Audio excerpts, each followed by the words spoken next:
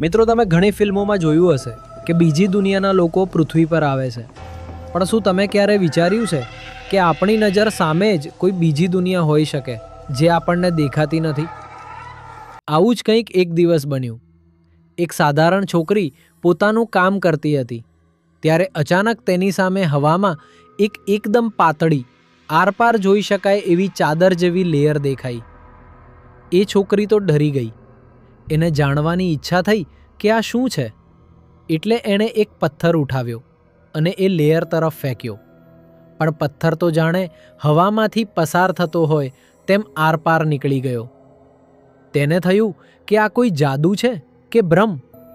પણ ખરો ઝટકો તો ત્યારે લાગ્યો જ્યારે એ પાતળા પડદાની અંદરથી એક માણસનો હાથ બહાર નીકળ્યો. તરત જ સ્પેશિયલ એજન્ટ્સ ફિનોલા અને બ્રાયન ત્યાં પહોંચ્યા, પણ એ લેયર અચાનક ગાયબ થઈ ગઈ. એજન્ટ્સ તપાસ કરતા હતા ત્યારે જ તેમના મશીનમાં એક અવાજ આવ્યો. હેલો, કોઈ મને સાંભળે છે? પ્લીઝ મને બચાવો. આ અવાજ નિકોલ નામની છોકરીનો હતો. ફિનોલાએ મશીન સેટ કર્યું અને નિકોલ સાથે વાત કરી.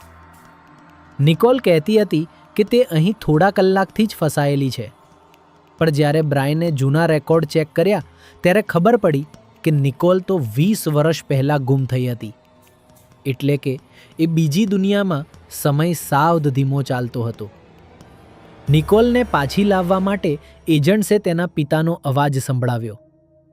જેવો નિકોલે તેના પિતાનો અવાજ સાંભળ્યો તે ભાવુક થઈ ગઈ અને પેલી લેયર ફરી દેખાઈ. ફિનોલાએ એક એલિયન ટુકડાની મદદથી એ રસ્તો ખોલ્યો અને નિકોલનો હાથ પકડીને તેને ખેંચી લીધી. તેની સાથે બીજા પણ ઘણા લોકો પાછા આવ્યા જે વર્ષોથી ગાયબ હતા. હજુ તો આ મુસીબત ટળી હતી ત્યાં જ બીજા એક ગામમાંથી સમાચાર આવ્યા.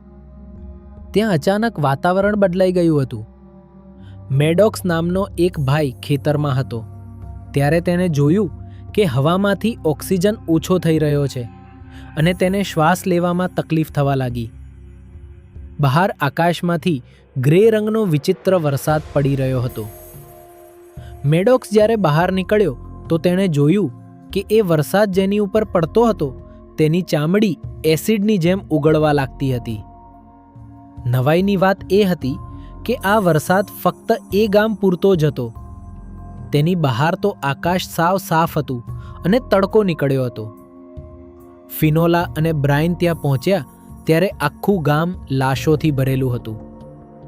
તપાસમાં ખબર પડી કે ગામની ઉપર વાદળોમાં એક એલિયન કચરો ડેબ્રી છુપાયેલો છે જે પૃથ્વીની હવાને ઝેરી બનાવી રહ્યો છે. એજન્ટ્સને ગામના એક ગ્રીન હાઉસમાં થોડા લોકો જીવતા મળ્યા, પણ લેબના રિપોર્ટમાં જે બહાર આવ્યું તે સાંભળીને એજન્ટ્સ ચોંકી ગયા.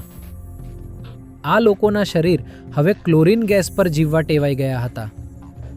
જો તેમને ગામની બહાર કાઢવામાં આવે અને તે શ્વાસમાં ઓક્સિજન લે તો તે તરત જ મરી જાય તેમ હતા. તે લોકો હવે ઇન્સાન મટીને કંઈક અજીબ બની ગયા હતા. સરકાર તેમને ત્યાં જ ખતમ કરવા માંગતી હતી, પણ ફિનોલાલોલાએ એક જૂના એલિયન ટુકડાનો ઉપયોગ કર્યો જે માણસને વખત માટે થીજાવી દે છે. તેને બધા લોકોને ઊંઘાડી દીધા જેથી ભવિષ્યમાં જ્યારે નવી દવાઓ શોધાય ત્યારે તેમને ફરી ઠીક કરી શકાય. વાર્તાનો અંત હજુ બાકી હતો. થોડા દિવસો પછી એક બસનો અકસ્માત થયો અને એજન્ટ્સને ખબર પડી કે એક રહસ્યમય ગ્રુપ એલિયન મશીનનો ઉપયોગ કરીને વોર્મ હોલ એટલે કે અવકાશમાં એક રસ્તો બનાવી રહ્યું છે. તેમનો પ્લાન શહેરની બે મોટી બિલ્ડિંગ્સ વચ્ચે એક મોટો દરવાજો ખોલવાનો હતો જેથી આખું શહેર ગાયબ થઈ જાય.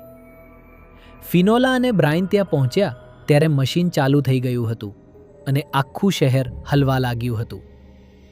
બ્રાયને પોતાની બુદ્ધિ વાપરીને મશીન બંધ કરી દીધું અને છેલ્લી ઘડીએ શહેર બચી ગયું. પણ વિલને જતી વખતે હસીને કહ્યું કે આ તો માત્ર શરૂઆત હતી. અસલી ખતરો તો હજી હવે આવશે.